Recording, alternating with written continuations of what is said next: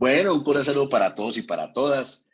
Queremos aprovechar este video para compartir con ustedes un tema que nos han consultado mucho, sobre todo porque a veces a las empresas, a veces a las personas naturales, a veces a los médicos, a los trabajadores independientes, sí, a las IPS, les llega una comunicación de una entidad que se llama UGPP y le hacen un requerimiento y le dicen que si no paga en tal tiempo, que si no paga en tal condición, pues será obligado a pagar lo que debe, pero a su vez, sí, le impondrán unas multas y le impondrán unas sanciones.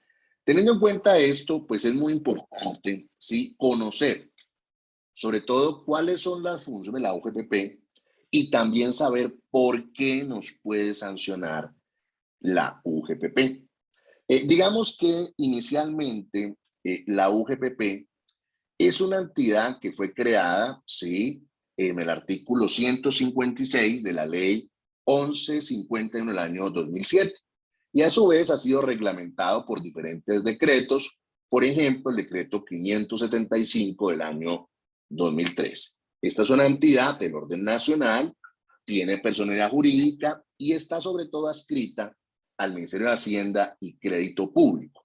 Digamos que esta entidad fue creada sobre todo para vigilar o revisar los aportes a la seguridad social. Entonces, conociendo la naturaleza jurídica de la UGPP, es muy importante que nosotros conozcamos cuáles son las funciones de la UGPP. Pues tiene varias funciones. Una, en algunos casos, el reconocimiento de pensiones, sobre todo con aquellas entidades públicas que ya se encuentran, digamos, liquidadas o han desaparecido. Entonces, por ley se le ha dicho a la UGPP que tiene que reconocer esas pensiones. Otra tarea, ¿cuál es? Hacer seguimiento, sobre todo el tema de la seguridad social y los parafiscales, ¿sí? Tercero, cobrar parafiscales, es decir, servir como de chepito, por decirlo así, y decirle a ese trabajador dependiente, independiente, a esa presa, a ese médico, a esa enfermera, a ese trabajador de la salud, mire, ojo, ¿sí? No está pagando parafiscales adecuadamente. Vamos, ¿sí? A sancionarlos si no se ajusta. Lo otro que también puede pasar, que una EPS, un fondo de pensiones o una ARL pongan una queja, la UGPP diga, mire, tal persona, tal empresa no está cumpliendo con los aportes a la seguridad social. Por favor, investigue. Y en caso de encontrar alguna conducta, sancione, ¿sí? Y también, pues, una entidad que obviamente hace cobro coactivo. Cuando pone una multa, te puede cobrar judicialmente, administrativamente, ese dinero que te está cobrando, embargar tus cuentas, etcétera, etcétera. Y a su vez, pues, maneja o administra recursos públicos. ¿Por qué nos pueden sancionar la UGPP? Primero, por omisión en la afiliación o omisión en la vinculación. Por ejemplo, imaginémonos que yo trabajo, sí, en una entidad, sí, y esa entidad no me exige la seguridad social para pagarme. Y digamos que yo soy un trabajador independiente y no me exige esa seguridad social. Ahí hay una omisión a la afiliación. ¿Por qué? Porque no me estoy afiliando. Yo estoy trabajando, estoy obligado a afiliarme y no me qué. Y no me afilio. O inclusive la gente dice, no, es que yo soy profesor en tal universidad, yo tengo ese otro trabajo, entonces como yo tengo ese otro trabajo, ya con esa afiliación me cubro. No. Si tú trabajas en 3, 4 y 5 partes, en cada una de ellas tendrás que tener tu respectiva afiliación. Entonces, ¿por qué te pueden sancionar? Por no afiliarte. Te dicen, afíliate, paga lo que debes con esta multita.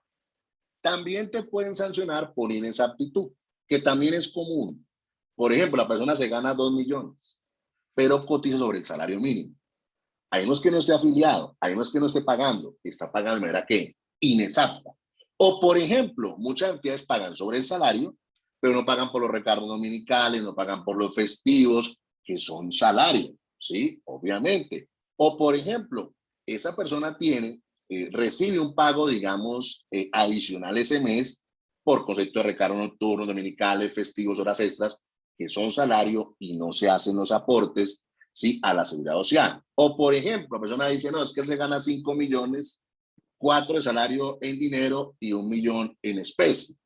Pues sí, tú pagarás los 4 millones en dinero y el otro millón en especie, pero para la seguridad social tendrás que pagar sobre 5 millones. Si estás pagando sobre 4 millones, pues hay una inexactitud. O, por ejemplo, que también es muy común, una persona tiene 3 trabajos en 3 sitios distintos. Por ejemplo, es contratista en cada uno de ellos.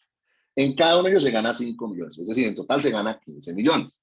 Pero esta persona, sí, con el pago de un solo sitio de 5 millones, lo lleva a los otros sitios. Ahí está pagando de manera que inexacta. Ahí también puede tener sanciones e investigaciones, que también eso, digamos, es común. No olviden que los independientes pagan sobre el 40%, no pagan sobre el 100%. Y mora, que también te pueden sancionar, es porque cuando hablamos de mora, sí, es porque la persona debía pagar y no pagó.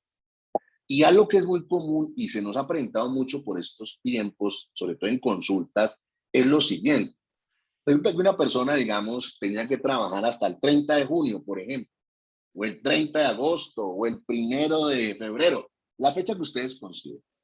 Pero resulta que la persona le acaban su contrato de trabajo, le hacen su liquidación, pero se les olvida algo: reportar a la EPS, reportar a la ARL o reportar a los jóvenes que ya no está trabajando en esa empresa.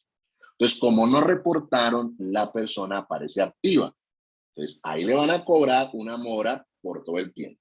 Ahí, de todas maneras, es bueno dar algún debate jurídico en la UJPP y decirles: mire, hubo una omisión, no entregamos la información, por tal acuerdo hasta tal fecha. No nos cobre por tal motivo ninguna mora ni tiempos adicionales. Y finalmente, en materia de UJPP, algo que me parece muy importante, bueno, ustedes tengan en cuenta, es que los derechos laborales y la seguridad social, por regla general, pues tienen 3 años. O sea, es decir, que si usted, por ejemplo, ha pagado mal el salario y ya ha pasado más de 3 años, pues no los pueden reclamar. Eso es una realidad. Pero con esto, el derecho a la pensión no prescribe. Eso quiere decir que si una persona, por ejemplo, trabajó con una empresa hace 20 años, puede que los salarios estén prescritos, pero lo que no le ha prescrito es la pensión. Es decir, él podrá reclamar a la empresa ese aporte pensional donde trabajó hace 20 años. La gente, ¿cuándo acude a esto? Pues cuando va a pensionarse le dicen le faltan 6 meses, le falta un año, pues la gente busca los tiempos para cumplir con los temas de pensión. Pero vuelvo y reitero, no prescriben los aportes a la pensión. Y en materia laborales, también la regla general es que también prescriben en 3 años. ¿Por qué quise terminar con esta materia de prescripción? Porque es muy importante que ustedes sepan que algunos derechos puede que le hayan prescrito. Sí, y eso es muy importante porque pasó el tiempo y listo. Pero otros que no han prescrito. Un mensaje final en materia de UGPP. Lo importante no es pagar la seguridad social solamente para que no me multe ni me sancionen la UGPP. Lo importante es pagar la seguridad social, porque si la gente está afiliada a la seguridad social, pues obviamente el tema pensional, el tema de algo laborales, el tema de salud estarán cubiertos. Un fuerte abrazo para todos y para todas y seguimos en contacto por esta vía.